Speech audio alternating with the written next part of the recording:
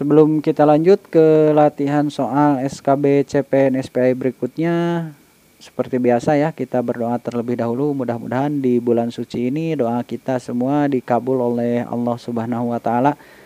Mudah-mudahan teman-teman semuanya dilancarkan dalam mengikuti tes SKB dan bisa mendapatkan NIP di tahun ini ya. Amin ya Allah ya Rabbal alamin. Ya, langsung saja kita ke soal yang pertama ya.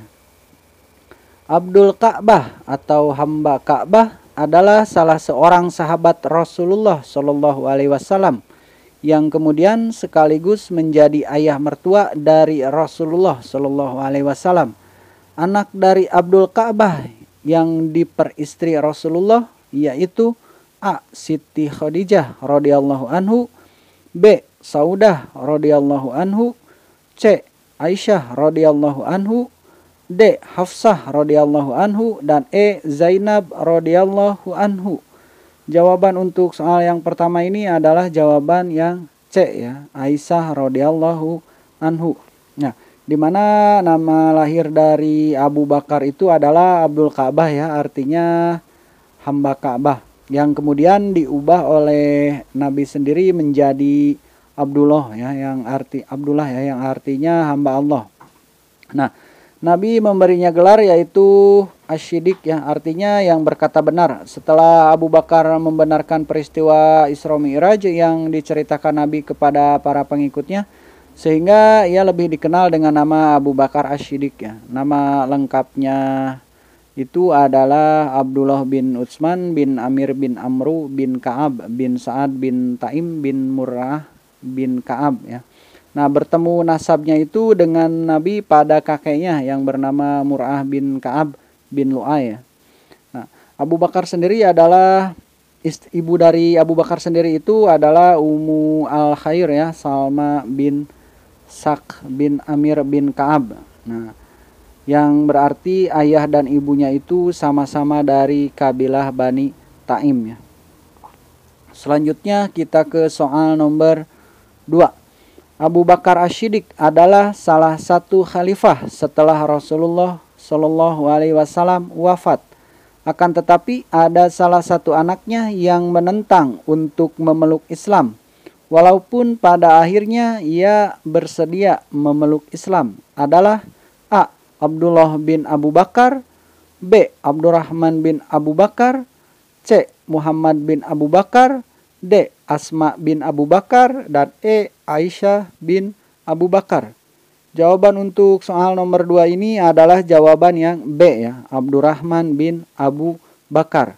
Nah, semua dari anak-anak Abu Bakar Asy-Syiddiq menerima agama Islam ya, terkecuali Abdurrahman bin Abu Bakar ya, sehingga membuat mereka berpisah ya, antara Abdurrahman dan Abu Bakar. Nah, walaupun pada akhirnya Abdurrahman pun menjadi seorang muslim ya setelah adanya perjanjian Hudaibiyah. Lanjut kita ke soal nomor 3. Istri pertama Abu Bakar yang tidak menerima agama Islam dan menentangnya, kemudian karena bersikukuh menentang agama Allah, lalu kemudian Abu Bakar menceraikannya, bernama A. Ummi Ruman binti Amir al-Kinaniyah, B. Qutailah bin Abdul al-Uzza, C. Habibah binti Kharijah, D. Asma binti Umais, dan E. Salma binti Umais. Jawaban untuk soal nomor 3 ini adalah jawaban yang B ya, Qutailah bin Abdul al-Uzza. Nah, istri pertama dari Abu Bakar Asy-Syiddiq sendiri yang bernama Qutailah binti Abdul al-Uzza ya, tidak menerima agama Islam ya, lalu Abu Bakar menceraikannya. Nah, sedangkan istri yang lainnya yang bernama Ummi Ruman itu menjadi mu'alaf ya. Selanjutnya kita ke soal nomor 4. Setelah wafatnya Rasulullah Shallallahu Alaihi Wasallam dilakukan musyawarah para pemuka kaum Ansor dan Muhajirin di Saqifah Bani Sa'idah yang terletak di Madinah, yang akhirnya menghasilkan penunjukan Abu Bakar sebagai pemimpin baru umat Islam atau khalifah. Akan tetapi disinilah awal terjadi perpecahan antara A. kaum Sunni dan kaum Syiah, B. Kaum Syiah dan kaum Muhajirin. C. Kaum Ansor dan kaum Syiah. D. Kaum Sunni dan kaum Ansor. Dan E. Kaum Muhajirin dan kaum Sunni. Jawaban untuk soal nomor 4 ini adalah jawaban yang A ya, yaitu kaum Sunni dan kaum Syiah ya. Nah, kita bercerita sedikit ya tentang kaum Sunni dan kaum Syiah, perpecahan antara mereka saat penunjukan Abu Bakar sebagai khalifah. Apa yang terjadi saat musyawarah tersebut menjadi sumber perdebatan. Penunjukan Abu Bakar sebagai khalifah adalah subjek kontroversi ya, dan menjadi sumber perpecahan pertama dalam Islam, di mana umat Islam itu terpecah menjadi kaum Sunni dan kaum Syiah ya. Di satu sisi kaum Syiah percaya bahwa seharusnya Ali bin Abi Thalib itu atau menantu Nabi Muhammad yang menjadi pemimpin, dan dipercayai ini adalah keputusan Rasulullah sendiri. Nah, sementara kaum Sunni sendiri berpendapat bahwa Rasulullah menolak untuk menunjuk penggantinya. Kaum Sunni berargumen bahwa Muhammad SAW mengedepankan musyawarah ya untuk menunjuk pemimpin, sementara Muslim Syiah berpendapat bahwa Nabi Muhammad SAW dalam hal-hal terkecil seperti sebelum dan sesudah makan, minum, tidur dan lain-lain tidak pernah meninggalkan umatnya ya tanpa hidayah dan bimbingan, apalagi masalah kepemimpinan umat terakhir. Nah, banyak hadis yang menjadi referensi dari kaum Sunni maupun Syiah tentang siapa khalifah sepeninggal Rasulullah, terlepas dari kontroversi yang dan kebenaran pendapat masing-masing dari kaum tersebut ya. Nanti di video selanjutnya kita bahas ya. Nah, Ali sendiri secara formal menyatakan kesetiaannya atau berbaiat kepada Abu Bakar dan dua khalifah setelahnya, Umar bin Khattab dan Utsman bin Affan ya. Kaum Sunni menggambarkan pernyataan ini sebagai pernyataan yang antusias dari Ali menjadi pendukung setia Abu Bakar dan Umar. Sementara kaum Syiah sendiri menggambarkan bahwa Ali melakukan baiat tersebut secara pro forma, mengingat ia berbaiat setelah sepeninggal Fatimah istrinya yang berbulan-bulan lamanya ya. Dan setelah itu ia menunjukkan protes dengan menutup diri dari kehidupan publik ya. Selanjutnya kita ke soal nomor 5. Beberapa suku Arab yang berasal dari daerah Hijaz dan Najd membangkang kepada Khalifah Abu Bakar dan sistem yang ada. Beberapa di antaranya menolak membayar zakat dan kembali memeluk agama dan tradisi lamanya, yakni menyembah berhala. Berdasarkan hal ini, Khalifah Abu Bakar menyatakan perang terhadap mereka yang dikenal dengan nama A. Perang Badar, B. Perang Tabuk, C. Perang Siffin, D. Perang Riddah, dan E. Perang Najran. Jawaban untuk soal nomor 5 ini adalah jawaban yang D ya, Perang Riddah ya. Nah, dalam perang Riddah sendiri peperangan terbesar adalah memerangi Ibnu Abi al-Hanafi ya, yang lebih dikenal dengan nama Musailamah al-Khajjab ya. Musailamah si pendusta ya, yang mengklaim dirinya sebagai nabi baru menggantikan Nabi Muhammad SAW. Mungkin teman-teman juga telah mengetahuinya ya. Nah, pasukan Musailamah kemudian dikalahkan pada pertempuran Aqrabah oleh Khalid bin Walid. Nah, sedangkan Musailamah sendiri terbunuh di tangan Al-Wahsy, seorang mantan budak yang dibebaskan oleh Hindun binti Utbah ya, istri dari Abu Sufyan, karena telah berhasil membunuh Hamzah singa Allah dalam perang Uhud. Al-Wahsy kemudian bertaubat dan memeluk agama Islam serta mengakui kesalahannya atas pembunuhannya terhadap Hamzah paman Nabi Muhammad SAW. Nah, Al-Wahsy sendiri pernah berkata, dahulu aku membunuh seorang yang sangat dicintai Rasulullah yaitu Hamzah, dan kini aku telah membunuh orang yang sangat dibenci Rasulullah yaitu Nabi palsu Musailamah al-Khajjab ya. Nah, untuk lebih lengkapnya nanti kita jelaskan satu persatu di video selanjutnya ya.